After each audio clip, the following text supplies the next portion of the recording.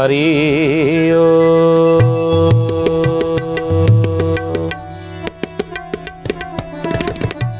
ओम भूर्भुवः स्वः तत्सवितुर्वरेण्यं भर्गो देवस्य धीमहि धियो यो नः प्रचोदयात्।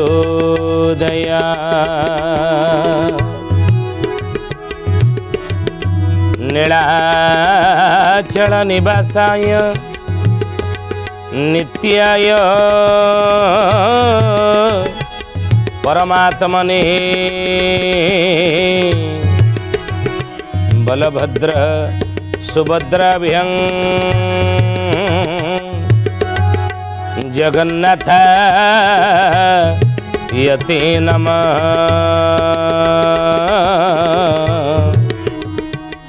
जगन्नाथ यते नमः। बोलिए महापुरुष अच्युतानंद जी की जय। शुद्धि जानी ज्ञानी गुणी मंडली आज मालिका वचन को आपण मानक स्वागत जनाऊँ। आज मालिका वचन रे आम आलोचना करिया जाउछि महापुरुष अच्युतानंदर मालिकार नाम है शिवकल्प नवखंड निर्घंटा। आउ ये शिवकल्प नवखंड निर्घंटर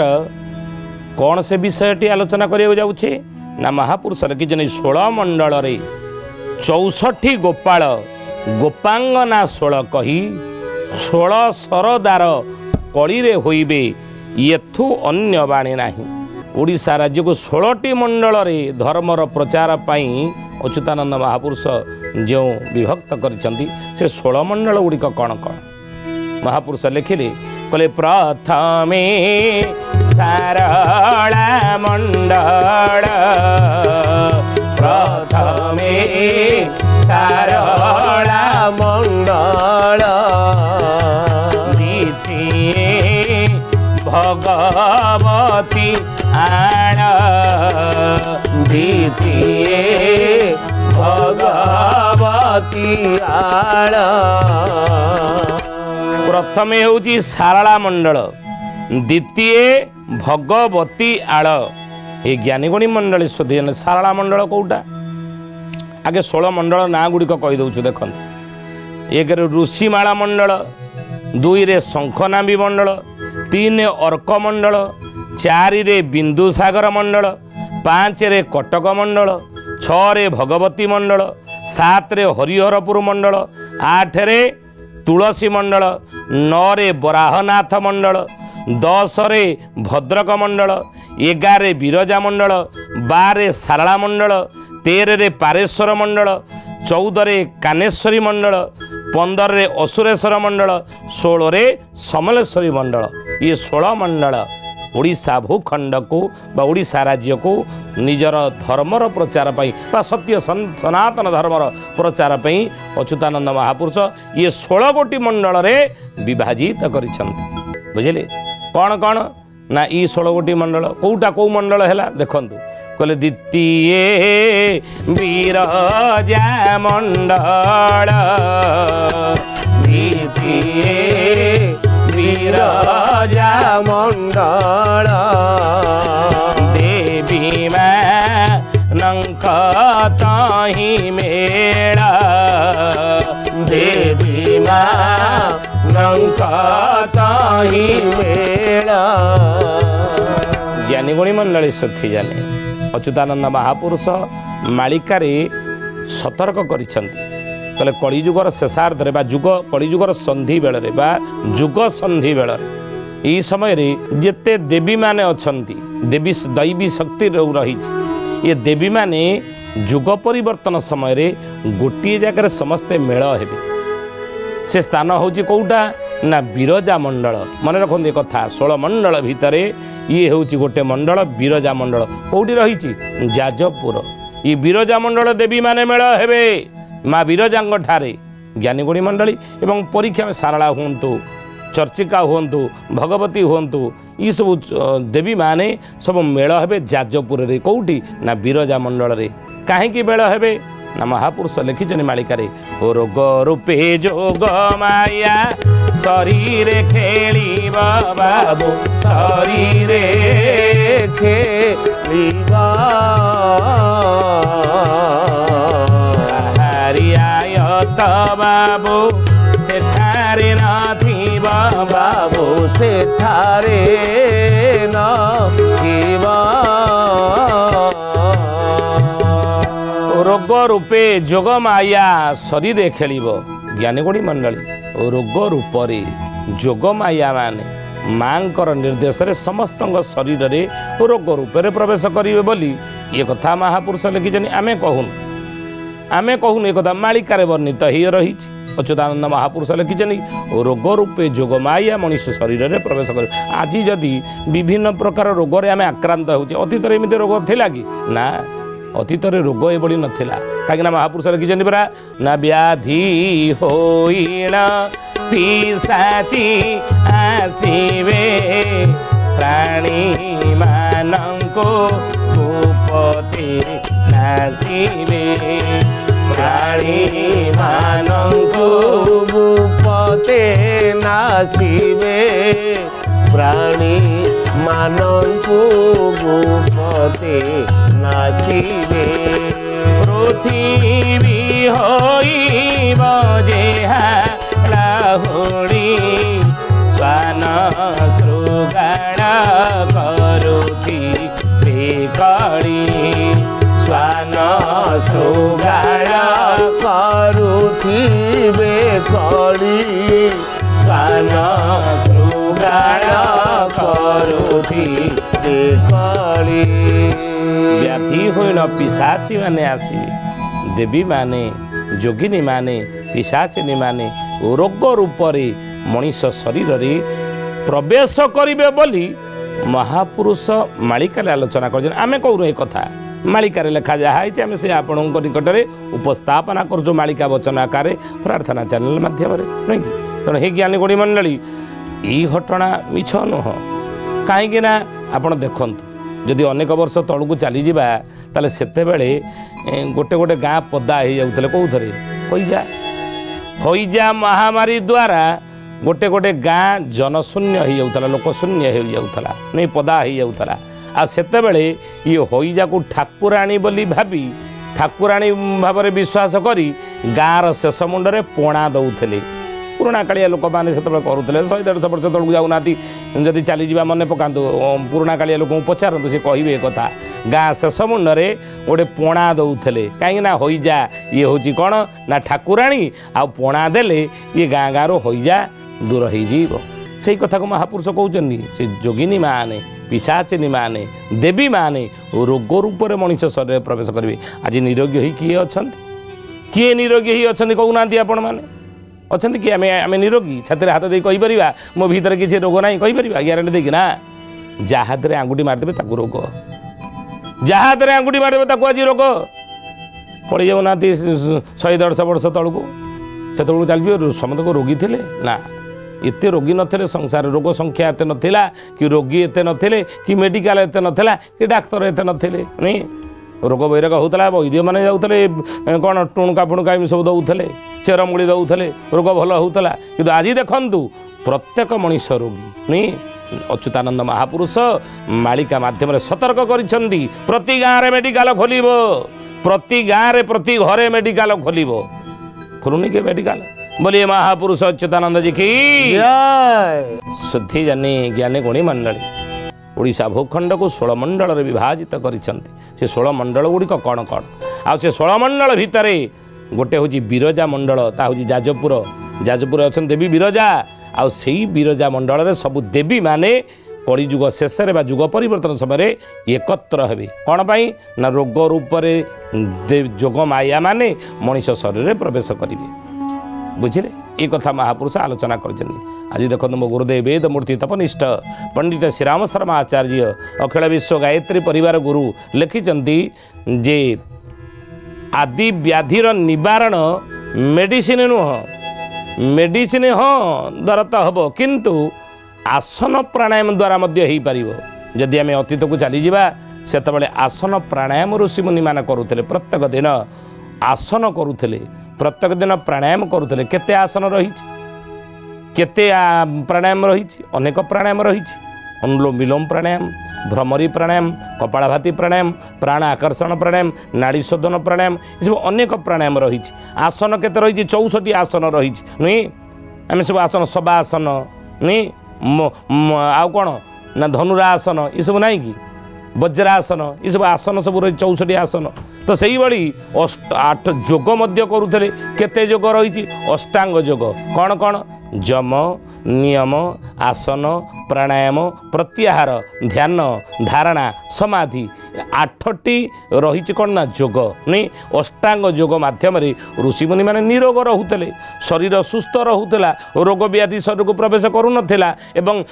आयुष मध्य वृद्धि होता 100 वर्ष बंचुले 120 वर्ष एमती बंचुले महापुरुष अच्युतानंद 120 वर्ष बंचीते पुराणा कालिया लोक मैंने आप देखिए जे बंचीते केते वर्ष ना 95 वर्ष बंचीते चलीगले मो जेजे 105 वर्ष बंचीते एमती सब पुराणा कालिया लोक जो मैंने चलीगले आयुष वृद्धि थिला दीर्घायुष से दीर्घायु थे अर्थ 100 किए 95 किए 99 एतिक वर्ष बंचला मरीते नहीं कि आज देखूँ आयुष घटी घटिकी 60-70 वर्ष जदि आजिर समाज रे आम कथा आम आलोचना करवा केते वर्ष अति बेसी जो भली आम दिनचर्या करुचे आहार विहार शोवा खाइबा पीवा ये सार मसलार प्रयोग ताकू खाऊचे एवं आहार विहार ठीक ना अति बेसी 80 वर्ष डेवा मुस्किल हो अति बेसी 80 वर्ष डेवा आम मुस्किल हो तेणु महापुरुष से गुरुदेव लिखिंट आसन प्राणायाम प्रतिदिन करंतु आदि व्याधि ये दुईटार निवारण हो रोग पूर्वर जो आदि आरंभ भितर हो जाए बाहर प्रकाश पर हुए रोगटा होगा ये दुईटार निवारण हम आसन प्राणायाम द्वारा हे ज्ञानी गुणी मंडली तेणु महापुरुष कहते रोग रूप जोगमाया मनीष शरीर प्रवेश कर सतर्क हुओ प्रत्येक दिन आसन टी विधि कर प्राणायाम टी कर जहाँफल सुस्थ निरोग दीर्घायु हो पार रोग शरीर प्रवेश कर बुझे पुरातन को आपणाइले सुस्थ रुझे औषधर आवश्यकता पड़ना तेणु महापुरुष सबू देवी माने मेली हेबे कौटी ना जाजपुर विरजा मंडल रे रोग रूप में मनुष्य शरीर प्रवेश करेंगे अच्युतानंद महापुरुष से कहते ये विरजा मंडल 16 मंडल भितर गोटे आउ चतुर्थ मंडले कालिका चतुर्थ मंडले कालिका पंचमे काशी क्षेत्र लेखा पंचमे काशी क्षेत्र लेखा चतुर्थ मंडले कालिका पंचमे काशी क्षेत्र लेखा ये 16 मंडल विषय में आलोचना करुचे कौन कौन 16 मंडल गुड़िक आउ षष्ठ रे गोप वृंदावन षष्ठ रे गोप वृंदावन सप्तमे द्वारिका भुवन सप्तमे द्वारिका भुवन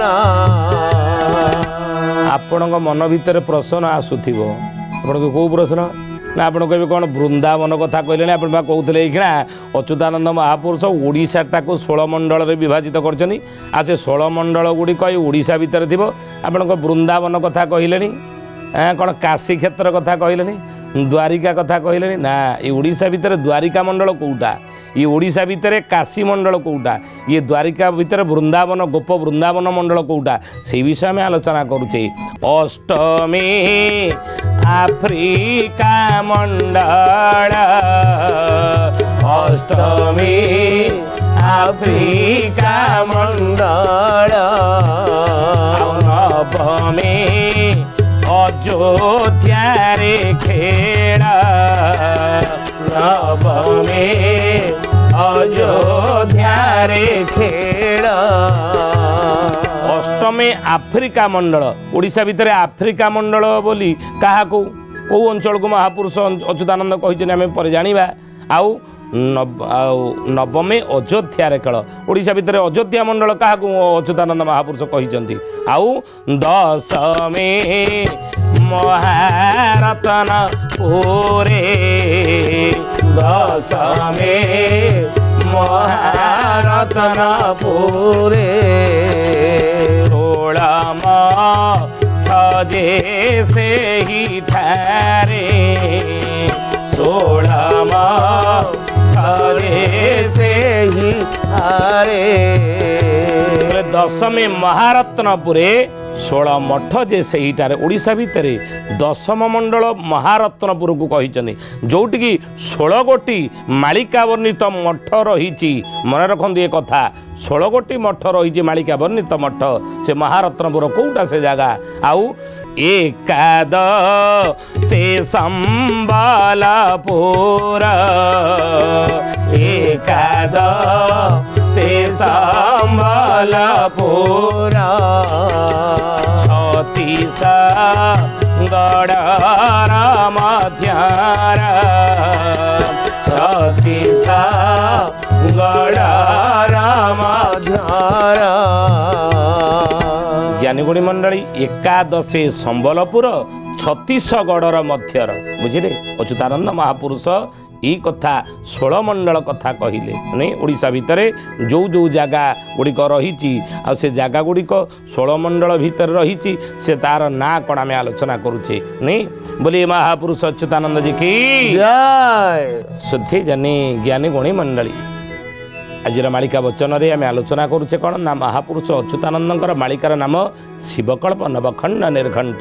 आउ ये शिवकल्प नवखंड निर्घंट कौ विषय आम आलोचना करुचे ना ओडिशा भितर 16 मंडल गुड़िक कौन कौन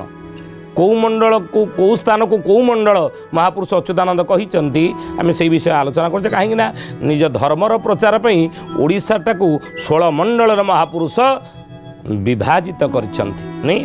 ते 16 मंडल गुड़िक कौन कहले जे 12 रे गंजा ब्रह्मपुर 12 रे गंजाम ब्रह्मपुर लंगोड़ी 11,000 लंगोड़ी 11,000 12 रे गंजा ब्रह्मपुर लंगुड़ी 11,000 लंगुड़ी कहले कौन अलेख संप्रदाय बहुत सेठार रही लंगुड़ी 11,000 ये 12 मंडल आउ आंभर नीलाचले जान आंभर नीलाचले जान 13 मंडलेण 13 मंडलेण कहले आम्भर नीलाचले जान अच्युतानंद कहले राम रे आम्भर नीलाचल क्षेत्र पुण्य पावन क्षेत्र नीलाचल क्षेत्र नहीं अयोध्या मथुरा माया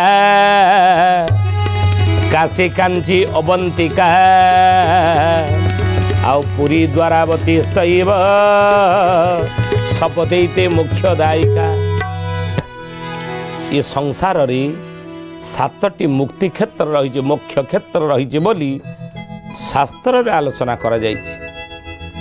आउ से 7टी मुक्ति क्षेत्र भितरु नीलाचल क्षेत्र हेउछि श्रीक्षेत्र धाम पुरी हेउछि अन्यतम नहीं अच्युतानंद महापुरुष कहते आंभर नीलाचल जान 13-14 मंडलेण ये 13-14 मंडल ये नीलाचल क्षेत्र को कहती 13 मंडल 14 मंडल आउ 15 पंचकोश जान 15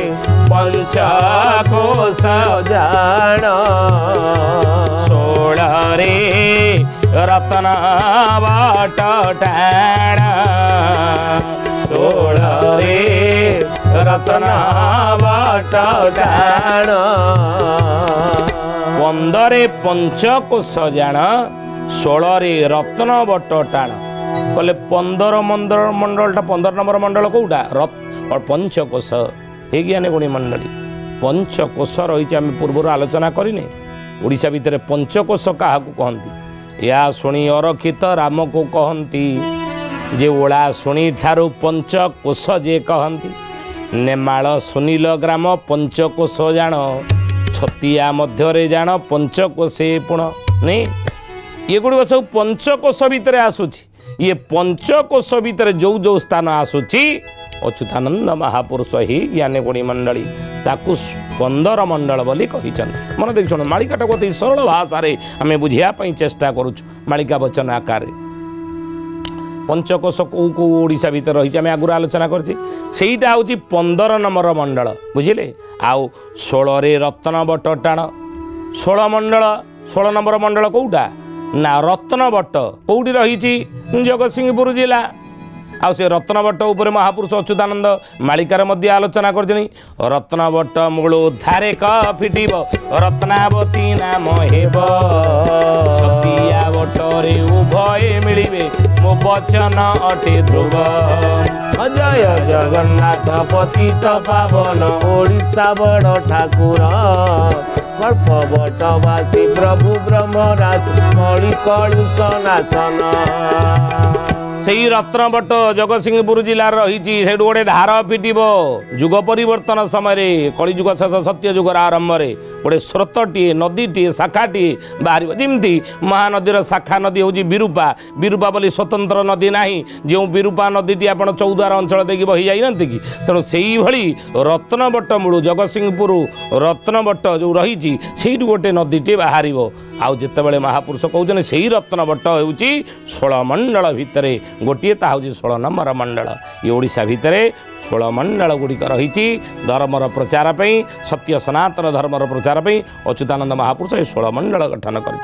ज्ञानीगुड़ी मंडली शोधी जाने आज तो समय होती तो आसतु बाणी की विराम देवा प्रभुंर नाम नहीं पुणी आसंता अध्याय शिवकल्प नवखंड निर्घंटर आउ गोटे विषय आम आलोचना करवा है जय गोविंद जय गोविंद जय गोविंद बोल रे जय गोपाल जय गोपाल जय गोपाल बोल रे जय गोविंद जय गोविंद जय गोविंद बोल रे जय गोपाल जय गोपाल जय गोपाल बोल रे जय गोविंद जय गोविंद जय गोविंद बोल रे जय गोविंद जय गोविंद जय गोविंद बोल रे जय गोपाल जय गोपाल जय गोपाल बोल रे जय गोपाल जय गोपाल जय गोपाल बोल रे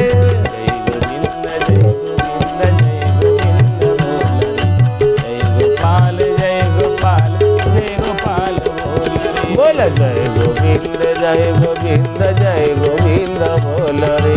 जय गोपाल जय गोपाल जय गोपाल बोल रे शुद्धि जानी ज्ञानी गुणी मंडली आज पे आसतु बाणिकी ठारे विराम देवा पुणी आसंता अध्याय भेट हेबा रहुचु हरिओम शांति ही शांति ही शांति ही सर्वारिष्ट सुशांति भवतु।